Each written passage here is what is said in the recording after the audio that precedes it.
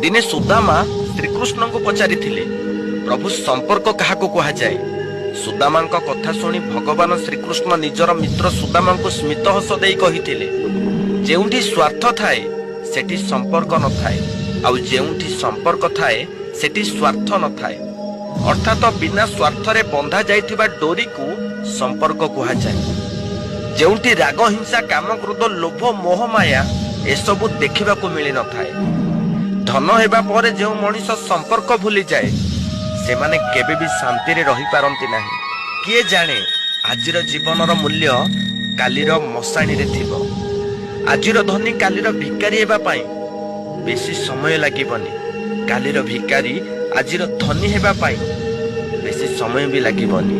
ए जीवन रे छंद कपट करिकी केते दिन आमे बंचिबा। जहा आनीचे ताहा ए मर्त्यपुर रे फकीबा। जहा नेकी जीवा ता भगवान को पुरे आनंद रे भोगिबा।